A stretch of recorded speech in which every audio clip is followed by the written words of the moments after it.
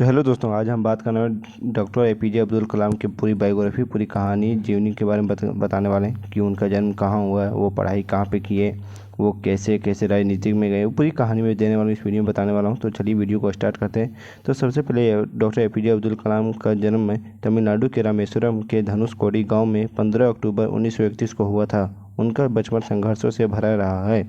कलाम साहब हमेशा सीखने की कला को महत्व देते थे।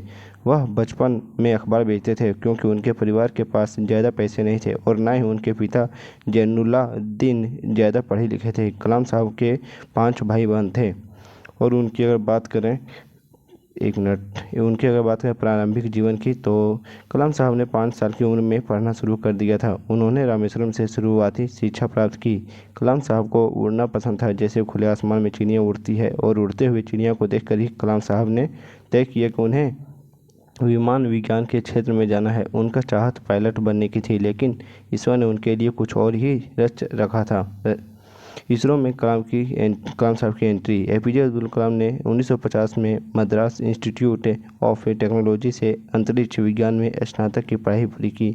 स्नातक की पढ़ाई के बाद उन्होंने भारतीय रक्षा अनुसंधान एवं विकास संस्थान में प्रवेश लिया, जहां उन्होंने हावरक्राफ्ट परियोजना पर काम किया। इसके बाद वह 1962 में भारतीय अंतरिक्ष अनुसंधान संगठन इसरो में आए। इसरो में कलाम साहब ने सफलतापूर्वक कई उपग्रह प्रक्षेपण परियोजनाओं में अपनी भूमिका निभाई।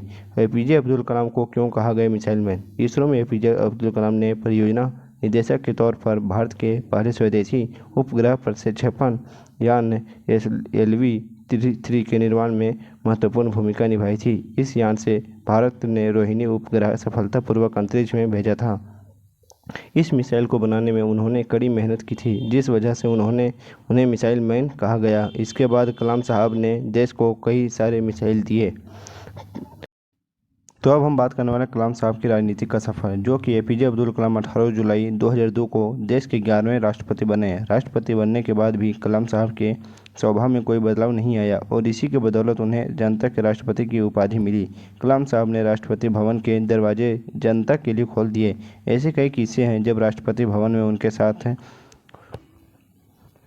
कोई आम इंसान या किसान खाना खा रहे होते, तो कभी पुलिस वालों से वे बात कर रहे होते। कलाम साहब 2007 तक राष्ट्रपति रहे। राष्ट्रपति के पद से मुक्त होने के बाद एपीजे अब्दुल कलाम ने देश के विभिन्न कॉलेज संस्थानों में काम किया। उन्होंने लोगों के बीच रहना पसंद किया। वह हमेशा देश के नागरिकों से मिलते थे। कलाम साहब ने कई पुस्तकें लिखी थी। उनकी पुस्तकें लोगों के बीच काफ़ी लोकप्रिय हुई। कलाम साहब का सपना 2020 तक भारत को शक्तिशाली और आर्थिक रूप से समृद्ध बनाना था। एपीजे अब्दुल कलाम को अगर निधन की बात करें, तो एपीजे अब्दुल कलाम का 27 जुलाई 2015 को शाम को निधन हुआ था। वह भारतीय प्रबंधन संस्था शिलोंग में रहने योग्य ग्रह पर एक कार्यक्रम में लेक्चर दे रहे थे, तभी उन्हें दिल का दौरा पड़ा और वह बेहोश होकर गिर पड़े। उन्हें अस्पताल ले जाया गया था, लेकिन 2 घंटे बाद ही उनका निधन हो गया। और इस तरह से 27 जुलाई यानी कि आज ही के दिन तो उनका निधन हो गया। और उनका जन्म तो आप लोग को बता ही दिए। तो आज उनका शुरू से लेकर अंत तक कहानी यही है। तो आपको ये वीडियो कैसा लगा, उनकी बायोग्राफी, तो कमेंट करके जरूर बताइएगा। तो इस वीडियो में इतना ही, तो फिर मिलते हैं नेक्स्ट वीडियो में। तब तक के लिए बाय बाय।